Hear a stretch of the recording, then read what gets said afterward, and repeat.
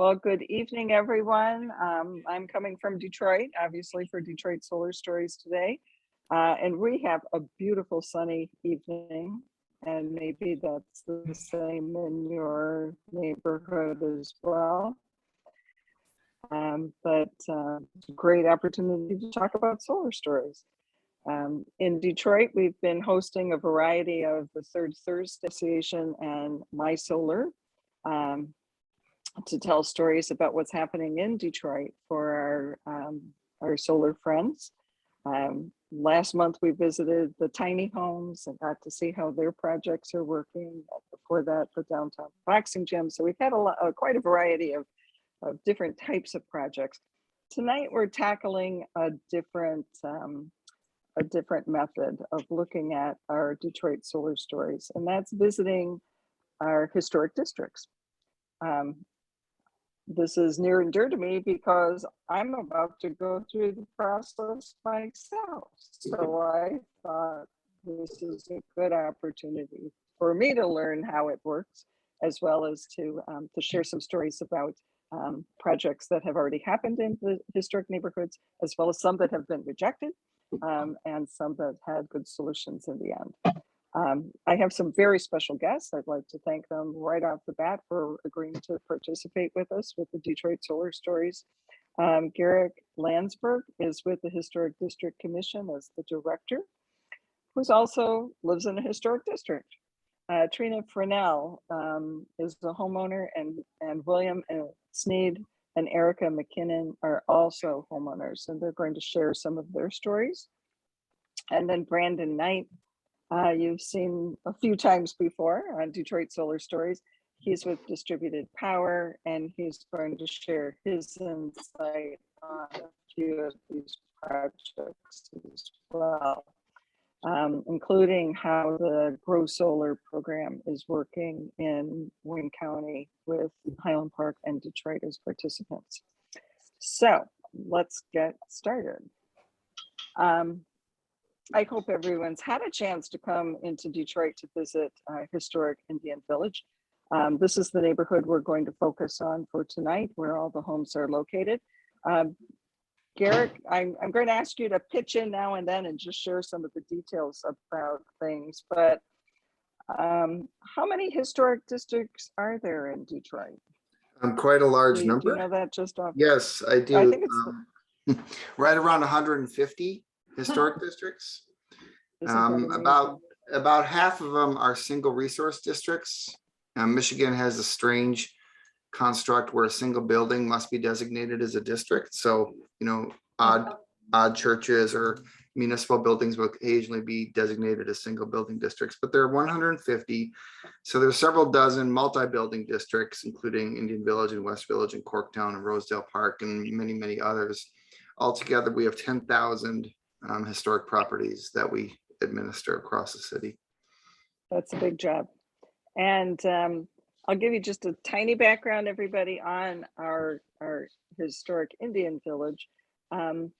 It is the second historic district that was designated at the state and city and national level, going back to the 1970s. So it's been over 50 years that this neighborhood has been designated as historic, and mainly has been the protection for many of the homes because of the fact that some neighborhoods like Rush Park during the Depression and other eras of economic downturns, a lot of those homes were converted into multi-family flats and apartments.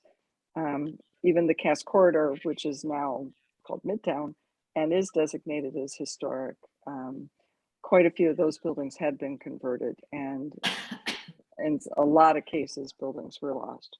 So we're very fortunate in our district, which is only 3 blocks wide but a mile long. So it's from the old French farm of the early history of Detroit, where one of the farms from the river all the way up a mile was designated as a neighborhood from the developer who owned that property. which had a racetrack at one time. It's got the checkered past, but designed the neighborhood differently from all the other neighborhoods in Detroit at the time. It was very common to have 30-foot wide lots in Detroit at that time. And you can imagine back in the late 19th century, early 20th century, when the city was just growing by miles and miles and miles. It went from 20 square miles to 140 square miles or 139 square miles in less than 30 years. So you can't imagine the growth that happened during the period when these were being developed. So to set aside these large 70-foot wide, 80-foot wide lots that are 100, 110 feet deep was quite different. And the district had to be built to a standard of each home had to be completely different from any other house, as well as it had to be value of at least $15,000. So it's always amusing when we look back and see what construction costs were for some of these houses. Garrick, do you have anything you want to add to the character of Indian Village, or how your commission looks at it when an application comes to you? Well, I for mean, process. it's purely residential, so that's important. It's a upper, you call it originally an upper class streetcar suburb, single family dwelling. I think you characterize it well with the large lot sizes. The homes pictured on the screen are larger houses, somewhat towards the south. The houses get a little more modest as you go north. So the house sizes range generally from 3,000 to almost 9,000 square feet, I think, the largest ones. And they have to remain single family. So that's sometimes challenging for homeowners who would love to have an Airbnb. Well, the Historic Commission doesn't enforce zoning, so I want to be clear about that. Okay. We just enforce changes to the physical fabric of the house. So why don't Zoning you is a go through different. with us for a few minutes to explain when someone wants to make a change to a building, a house. It's going to all be residential. We have a few churches and a school. That's about it for commercial. But what's the process that we would be going through? Sure. And solar is one of those applications. Yeah, no, I'll put that in perspective. So just for my information, are most participants on the call from outstate locations, or some from Detroit, or all from Detroit? No, most are outstate. Okay, great. So what's interesting is that, there we go, from Kalamazoo. The law, the enabling legislation under which the Historic District Commission works as a municipal local commission is actually based on state law that was most recently updated in like the late 90s, originally passed in the mid 1970s. And that's the Local Historic Districts Act. So there are 33 local governments across Michigan. Maybe many of you live in them, that have historic district commissions that are patterned after this law. And so somewhat uniquely compared to other states I've worked in, like New York or California, Michigan, if you're going to have a historic district commission in a Michigan city, it needs to work the same way as a commission in other cities in Michigan, because it's controlled kind of at the state level.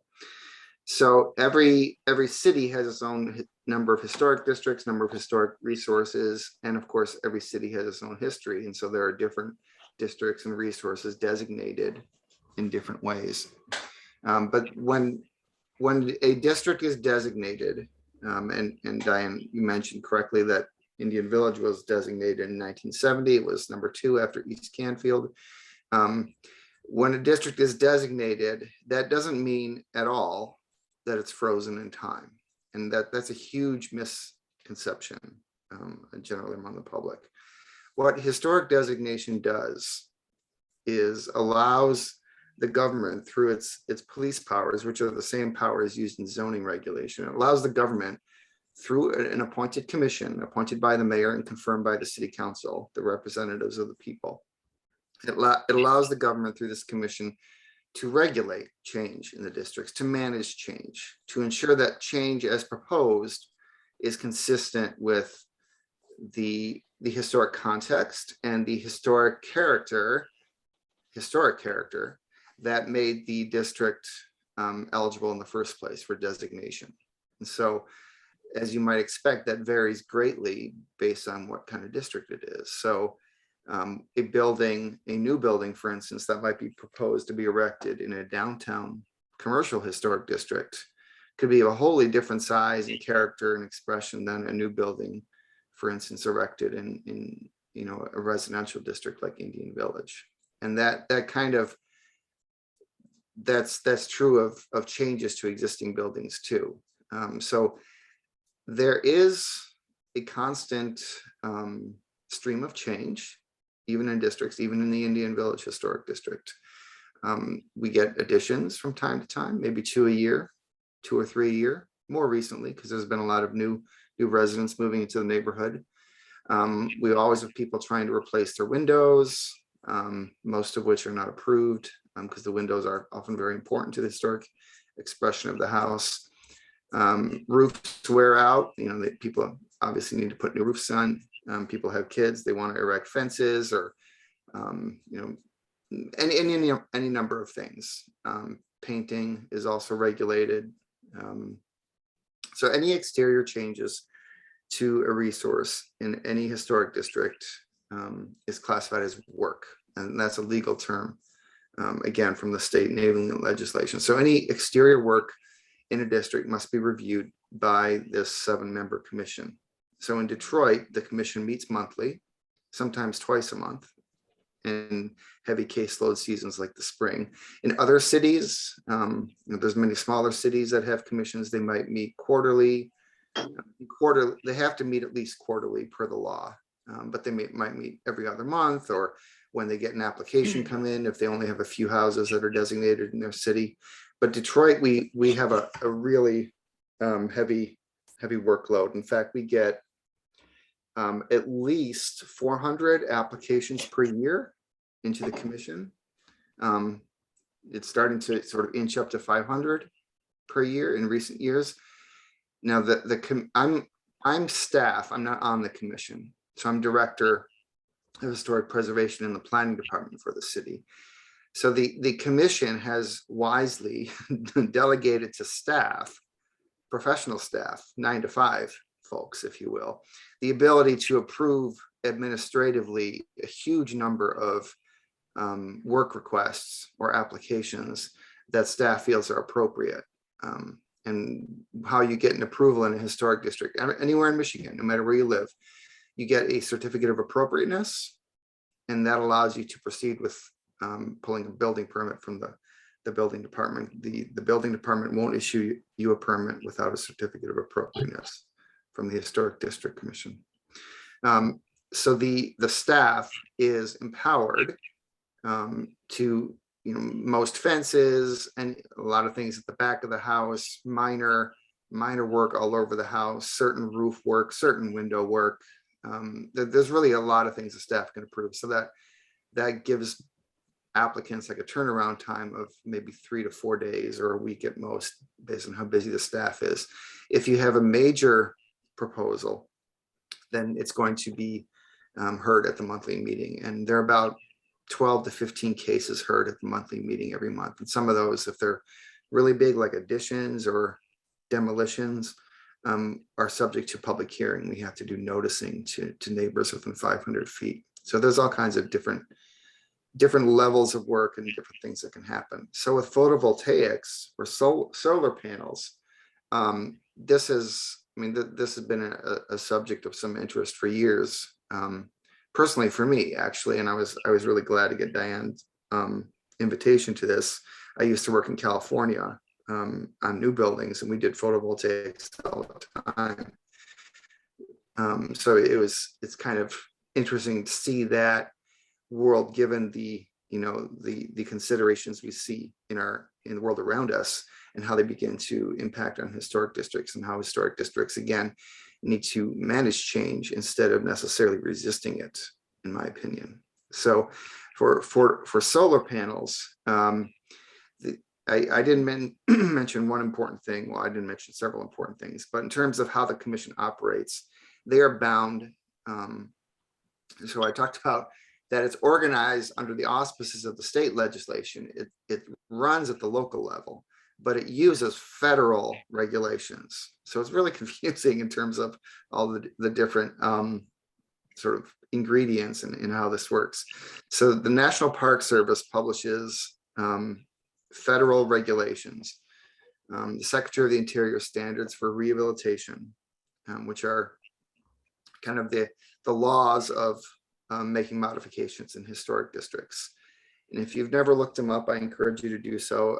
Generally, the idea is to understand what the distinctive historic character of any particular resource is, and then weigh the proposed alteration with respect to that character. And if certain elements have deteriorated beyond repair, that they should be, wood for wood or brick for brick, they should be repaired in kind with matching elements. So the Park Service, because there's of course a lot of interest in this, it's also used in terms of federal historic tax credits and commercial buildings. The Park Service has published another large volume of information called the guidelines for historic districts, the guidelines to go along with the historic standards. And there is a section or a piece on solar panels for historic buildings. Now, the Park Service still takes a fairly conservative approach to solar panels. And because the commission is generally expected under law to enforce the Park Service standards and guidelines, the Detroit Historic District Commission has generally been fairly conservative. And that standard is that the solar panel should be minimally visible from the public right of way. Now, to get into the nitty gritty a little bit, and I mentioned staff administrative authority before, our staff, we have the authority to approve solar panels without the commission's input if they're completely at the back of the house, if they're on the garage, if they're not visible from the right of way at the back of the roof. But once they start sort of creeping around the edges, which quite often they do, because of course they have to be oriented toward the sun, generally, the project has to be sent to the commission for the review. And the commission has been really quite conservative on this minimal visibility issue. I don't know, I've been in this position 3 years. I came from the private sector. I don't know of any projects, certainly in Indian Village, where solar panels directly on the front roof have been approved, or the front sloping portions of the roof. Interestingly, Ann Arbor, which operates under the same legal constructs or constraints as Detroit does, the Ann Arbor Historic District Commission has been a little more progressive. And we have seen some solar panel projects come out of there, even at the front of some roofs. So I think there's room for the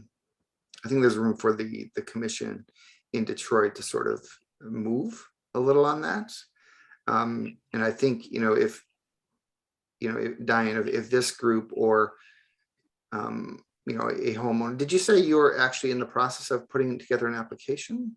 Did someone say that earlier, Diane? I am. So Oh, great. Okay. Yeah, we have a couple applications coming along. So, and then also I chair the Renewable Energy Committee for the Green Task Force. And so we are looking at how we can create more projects in Detroit, and how to do this in a smart way. So I know that a lot of the projects will be in historic districts like Woodbridge, Yeah, right. Cass Corridor area, the Cass Farms. We have a lot of interest out in Rosedale Park, and here in Indian Village, West Village. Sherwood Forest, right. We'll be developing more and more on this. So this is a really good introduction for us to be able to move ahead with that. I know that one neighborhood that Brandon, who's also on the call was involved with in the Jefferson Chalmers area. We did show that, I think it was in November, on one of our Detroit Solar Talks, with 25 homes getting panels. And some of the panels did go on the front of the houses there, Mhm. but that wasn't a historic district. So you probably never even knew about those with Jeff Chalmers. So it's really good guidelines. And I know from my previous life work in historic preservation, one of the arguments that we used to make was whether or not it was a permanent change to a Mhm. building versus a temporary. So sometimes signage would be considered temporary and it didn't Right. really alter the facade in any way, and could be removed at a later time. But once you started knocking down walls or putting up a different type of facade or altering the roof lines, now we're into permanent change. So how would solar panels be considered? As I know we have 25-year warranties on them. Or should we say The way that the commission looks at them right now is permanent, permanent sort of additions to the house. Okay. But what I want to reinforce, again, that's why I mentioned Ann Arbor, is that I think, the world changes and the commission should change with it. And I believe that, the commission, if this group or you, Diane, or someone wanted to bring, a presentation to the commission, showing what Ann Arbor was doing, showing, that this maybe it should be conceptualized, as kind of a temporary thing. I think the commission might be receptive to such a discussion. Well, and we'll look at that with our other committee as well. Thank you, Garrick, for that great introduction to how historic districts work. Please put your questions in the chat if anybody does have questions, and we'll get those at the end. Just before we move on to our first case study, this is just a few of nearly 300 houses in this neighborhood, but you'll notice a few things that's common about every building here, every house here, is that I mentioned that everyone has to be unique. Everyone had to have a different look to it. Albert Kahn built several spec houses here and he changed them just enough with the facade so that maybe the insides were the same, but from the outside they look different. But they also have really interesting roofs. Most of the houses have multiple wings or chimneys or the attic windows. There's just this crazy array of roofs going on here, and also different roof types with the slate roofs, the shingle roofs. We even have some charming cottagey type houses with what would you call that style on Burns? It's got almost like a Cotswold kind of style shingle on it, but it's not stone. Instead, it's shingle. So, but then the other thing you'll notice about our neighborhood is the amount of mature trees. And so those are two factors that will greatly impact our solar installations. And then also the fact that most of our, oh, now I want to change pages and I did it the other time by mistake. Okay. Most of our houses, because our streets are north-south oriented, our houses face onto the street in an east-west facing variety. So we don't have many abilities to have a full roof facing south, nor would we ever want to put solar panels on a house like this. So this is our first homeowner guest, Trina Fresnel, who decided a few years back that she wanted to go solar. Trina, do you want to tell us your story for a few minutes on your decisions and how they were ultimately completed? And look at the leaves on the trees. This is an old picture. I know, and it's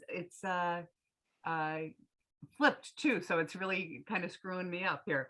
But oh, there you go. Okay.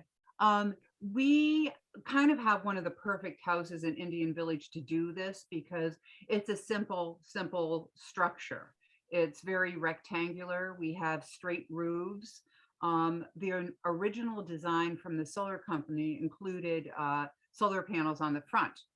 And when they came with that proposition, we said, well, no, we can't do that. And then I called the Historic Commission. I spoke with Audra Dye, who has helped me on some other projects. And we kind of talked about what we were planning. And because our solar panels are in the back of the house and not visible from the street, they're only visible by the street, from the street behind us, Maxwell. I think it was easy for the to get the what's it called, the Certificate. Approval? for the solar panels. Trees were a huge issue because we have two very large oak trees that are over 100 years old, and they cast a lot of shade on the solar panels. What you can't see in this picture is to the north, we have an in-ground pool that we have converted to a pond.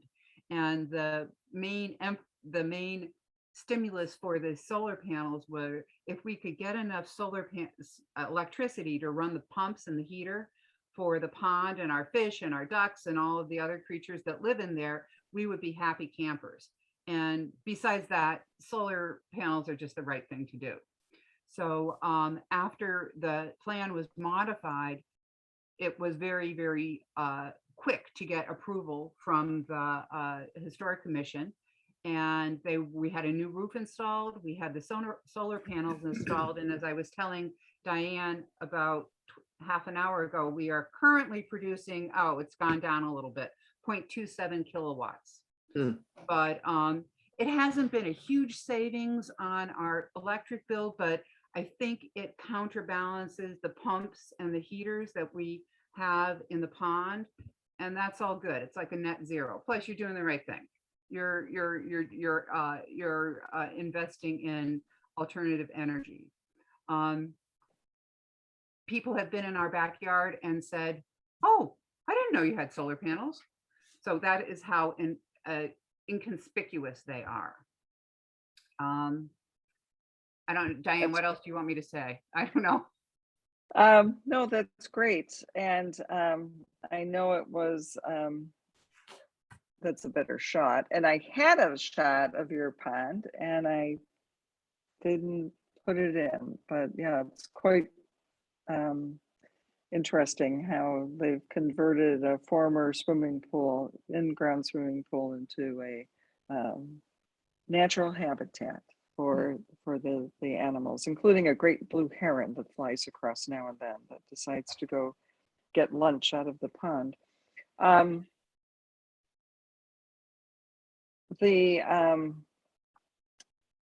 The house across the street is our next example. So it's kind of peeking at us there, isn't it?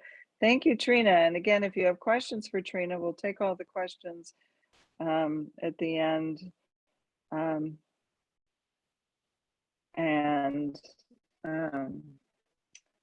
group them together. So we're still a half hour out. So this is the house across the street. Notice the very large oak tree that I'm sure 100 years ago when the house was built was not nearly that large, but it does create a great amount of shade. And this happens to be my house. And we were certainly not going to be able to put panels on the front or the back of this house because of the number of large trees. But we do happen to have a garage that has a south-facing slope to it. So Brandon has come up. Brandon Knight with Distributed Power has come up with a solution on how we can go solar. This is going to be one of the Grow Solar projects that I mentioned is part of Highland Park and Detroit.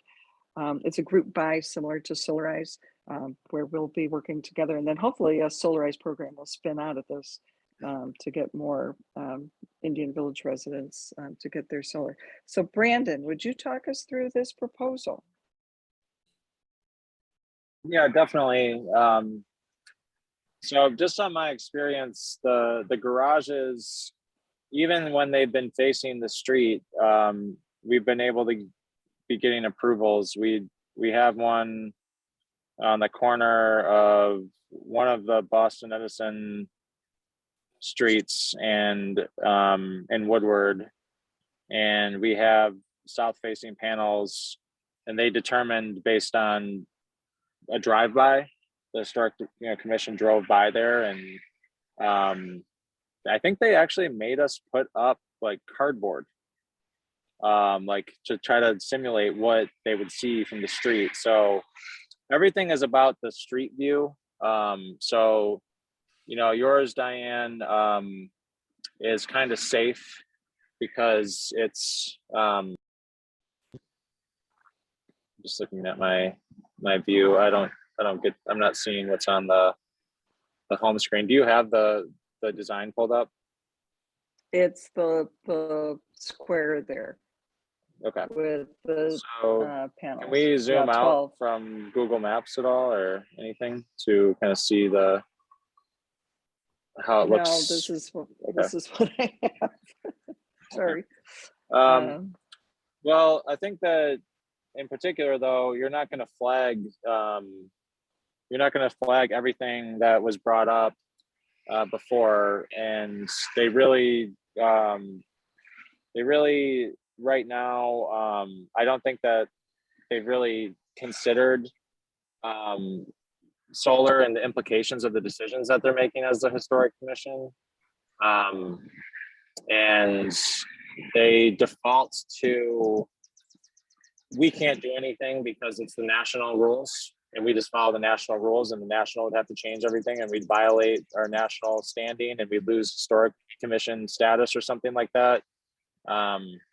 But yours will kind of slide through because it's so set back from the road. Your garage is all the way at the end of the property, and you have trees, and your house blocks the view from the garage. So everything is going in your favor. And similar to the last example, we're more, it's a pretty safe one. I'd say that one at Boston Edison, I was pleasantly surprised because you could see them, but you'd have to try really hard. And they are actually street facing.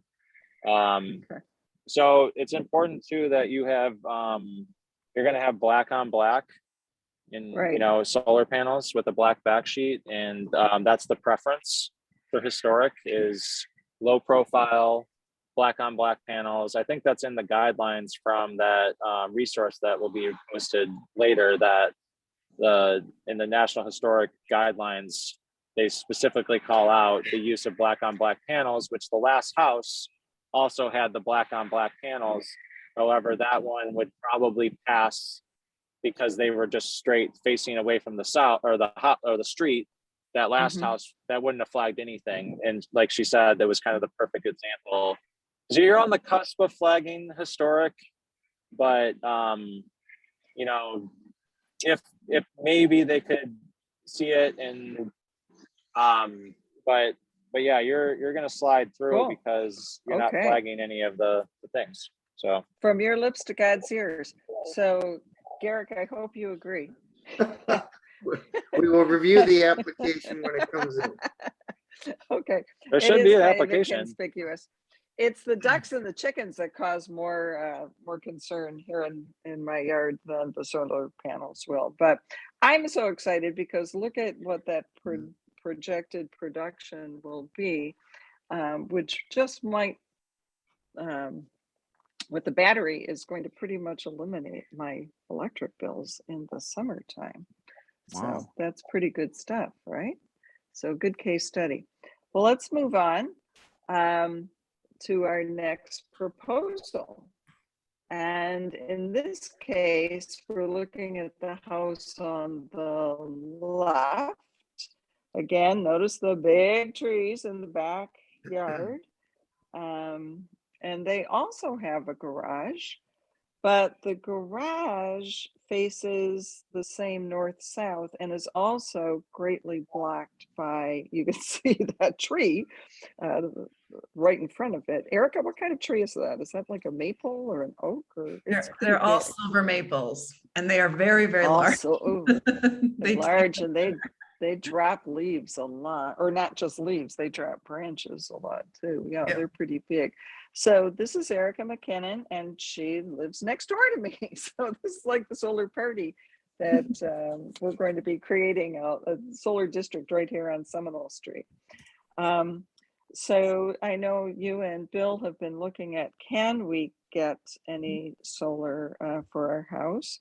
And I'll go back. This is the front of the house, and notice there's an addition on the side. Not really an addition, it was part of the house, but interestingly, they have a flat roof as part of their roof. And so this is where we're looking at maybe pushing the boundary a little bit with, is it possible for us to look at solar for that flat roof? So from the ground, from the street, and I'll go back to the street view, you don't see that roof at all. I didn't know you had a flat roof. It's really just the next door neighbor that can see over. Do you want to tell us about your ideas for solar, Erica? Sure. Or why you're interested? I'll say that my partner Bill and I have been in Trina's backyard multiple times before we noticed her solar panels, so I can concur her story that they are very unobtrusive. But Bill and I moved to Detroit about 6 years ago from Southern California. So it's just so common in LA and the surrounding area that we moved to Detroit. We really wanted to live in a historic home. We found we found this 1928 beauty, and it was built as a wedding present. And so we moved in and we love it. But it's just had some challenges in terms of how to move it into more of a renewable modern age. And so we've done what we can in terms of mitigating some of the costs and turning as many of the lights as possible into LEDs and trying to streamline systems as much as we could inside the house. But now we're ready to start looking at what we can do on the outside of the house as well. And yeah, we have a flat part of our roof. If we could use it, I will use it. That's great. So Brandon first, you've looked at the design, and it's not a terribly big area that's flat. What do you think? Is this something that we can work with to get some solar on that flat part of the roof? I think it will get through. I think we got to be creative. That's probably one where we'll have to work with historic. They'll probably want to drive by. They'll probably want us to. I'm happy to respond to that question. I think. Okay, good. Diane, was your question to Brandon about whether it would be? Well, the first question is it viable for solar? Is it a good idea for solar? The second is to Garrick. How do you feel about it being on that part of the roof? Flat roofs are ideal. We'll approve flat roofs all day long. Okay. Does it matter about the tilt of the panel? Minimally visible. Okay, so minimally I visible. just put in the chat a couple of NPS guideline documents around this issue, which they're both pretty in-depth. So I urge everyone to study those. But like I said, I think there's movement that's possible in how the commission interprets the standards. Okay. If you bring these examples that the Ann Arbor Historic District Commission has approved, mean, I think where a lot of applicants maybe go awry in front of the Historic Commission is they're obviously very passionate about their homes and improving things and worrying about our children's future and climate change, and they kind of put the argument in those terms. But the commission by law again has to look at things in historic terms. And it's not like the commissioners also don't worry about those things, because we do, and staff does as well, right? But the commission has to rule under the historic standards and guidelines. So as a result, that's how you have to argue it, right? You have to put your argument in those terms, and that's how you present it to the commission. Right. And you can say, well, all day long, well, I'll save so much money, we'll reduce, the load on coal burning power plants. I mean, those are all true facts, but the commission is really not, it's not relevant to the commission.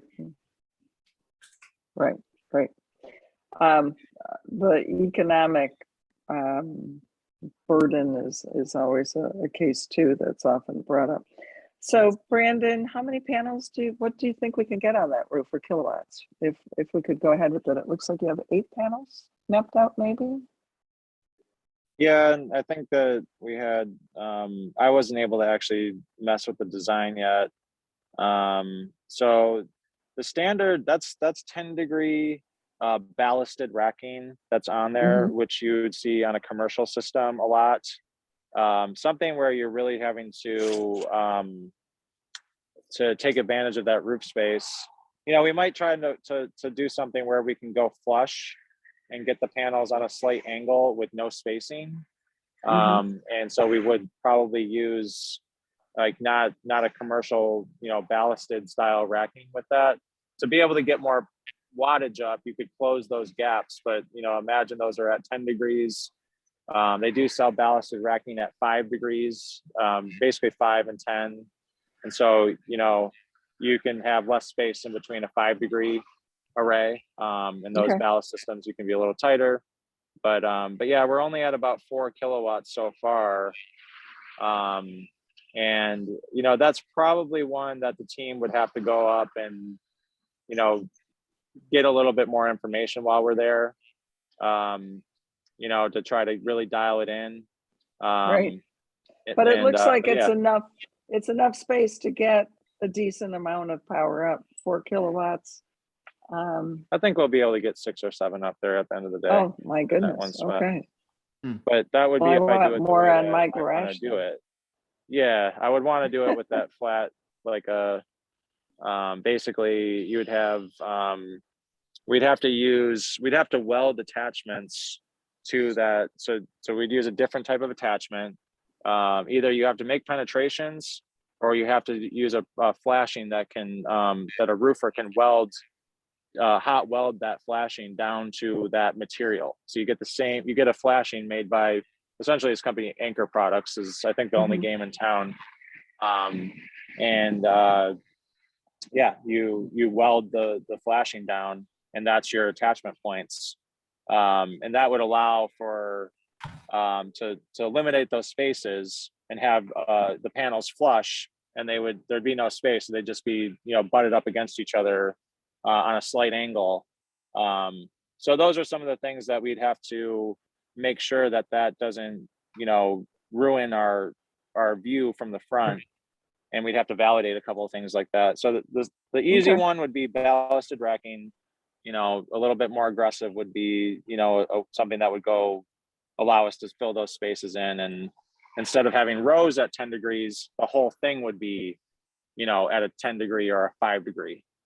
Okay. Well, it's worth looking at for the next look. But Erica, do you know what that material is on your rooftop now, and how old it is? I think When the roof went in? asphalt. It's just a straight asphalt roof. It was replaced in 2008. So it should have a lot of life to it. But when the roofers did it last, they didn't open up any air vents in the roof. And so it kind of fried the asphalt up there. So we may have gotten a lot less life out of that. Okay. That might be a case for a white membrane roof to be installed. And then there's even a system where the racking fits right into that membrane, and that can be included as part of the tax credit. And I do know you can which kind of we see it won't. on, oh, sorry, Diane, it kind of lagged. You can see it on, so the back of the house has a very different kind of gutter system than the front of the house. And so that's another thing that it doesn't seem like it would affect the just more kind of standard traditional metal run gutters on the back. The front of the house actually has built-in gutters. So yeah, so that is why we've always had, that's why roofers, I'm a little bit wary of them if they ever mess up that built-in gutter. Yeah. We had Oh, I see. So at the very top there. I'm like, oh no, you can't walk in those gutters. You can't. No. And there's really, that's the one spot where you don't have big trees as well. I know. It might be a magic. So it might be the perfect solution. So I'd say we should get an application going for you on how we can go solar. That's our 3 case studies, and we have a few minutes for some questions.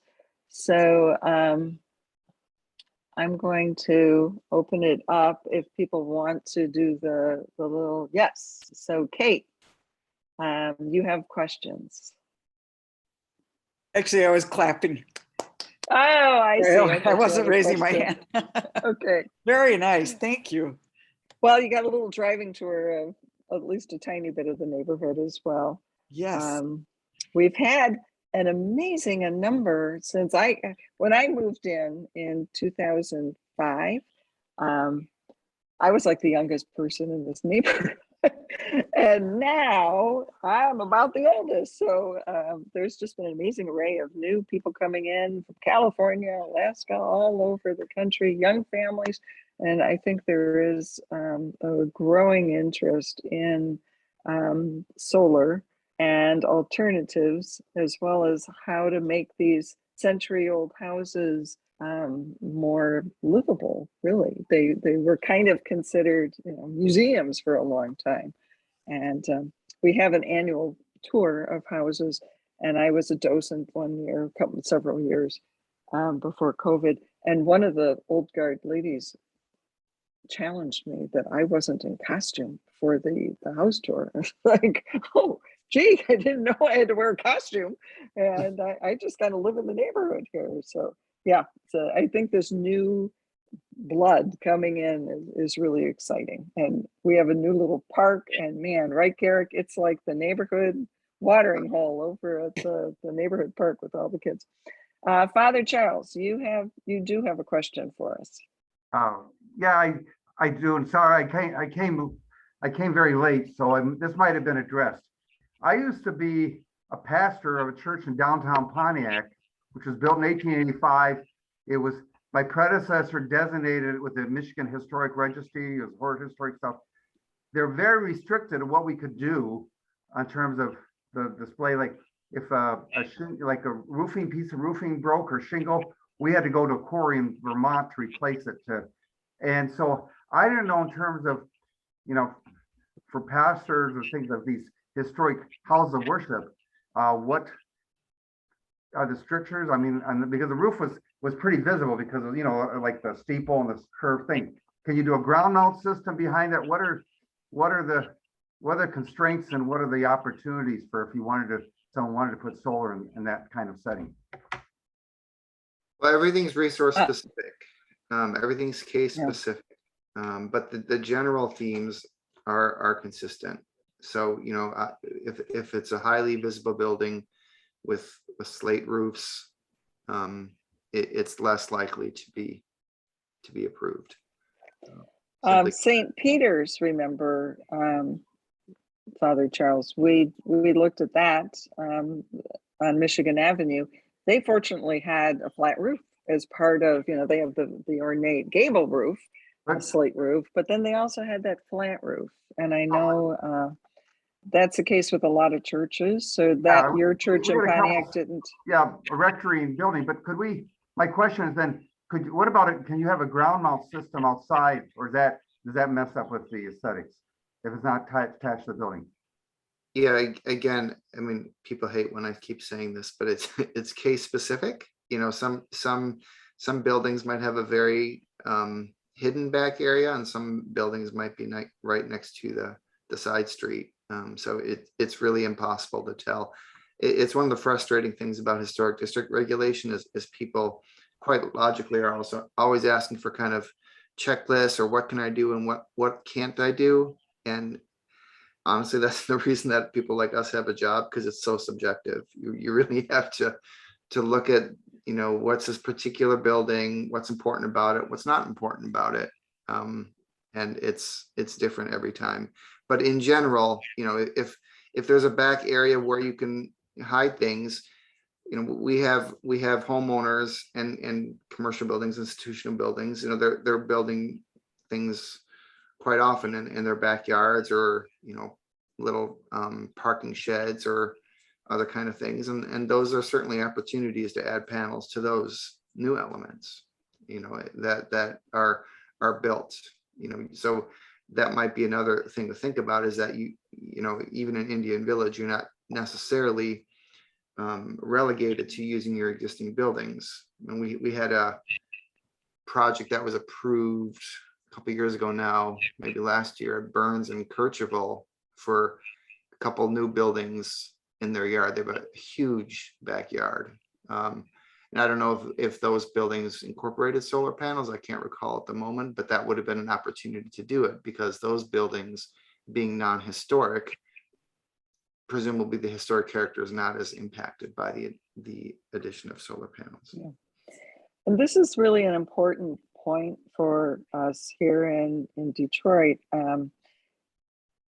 is that this talk right now is being recorded, and it will be available on the My Solar Facebook page, right, John? And so we'll be able to share with the rest of other districts this conversation. We've been told that at the Indian Village Board of Directors meeting, the topic of solar came up, and immediately they said, no, you can't have solar. We're a historic district. It's not allowed. Done. We're not going to talk about it anymore. And this is where we really have to challenge that kind of attitude. Katie, yes, we need to address the solar shingles. I don't know, and if Brandon is still with us, I don't know of any installers right now that are using the solar shingles. I know that it's a developing technology and probably not appropriate for the look of any of our houses, because we really have to have shingles that match, that aren't completely out of character, right, Garrick? I don't know if you can imagine how solar shingles would work for you. Yeah, I think it would be one of those things that would only be appropriate on a new build in a historic district. Even though I think shingles come in colors now, but I'm not sure. Right. Yeah. Brandon, do you know if anybody's working with these solar shingles at this point? No, I mean, there was all the Tesla thing was really hype. When you look at what actually goes into that install, it's really extensive. They've been limited, and they're not onboarding installers and giving installers access to the shingles. I think that GAF came out with a product that might, it's not going to be what Tesla's doing. So not yet. I mean, it's not really. No, we try to stay away from it, and it's really annoying, and you can't get them, and it's really annoying how many people ask about it. Can't do anything. John They don't exist. Sarver, are you hearing anything about the solar shingles on the statewide level? No, I hear very little, and I think the industry too, those folks who are kind of doing this are looking to partner with roofers and new builders and new construction, because that kind of makes sense from a business perspective, right? To look at new homes. Yeah, okay. So that would kind of solve that problem. Do we have any other questions? Does anybody? We have just about 1 minute left to get your last questions in. And while we're looking for raised hands, I'm going to again thank this really great panel of people that I owe a potluck or something at this point to everybody for participating. And yeah, let's make it the Seminole Solar District here real quick so we can have a, thank you for starting it, Trina, and we'll continue it on. So that wraps up this month's Solar Talk from Detroit, and we look forward to another exciting program in the month of May. And we haven't picked it yet. So I'll be letting you know, Jen, as soon as we do what we're going to be doing next month. So thank you all for participating.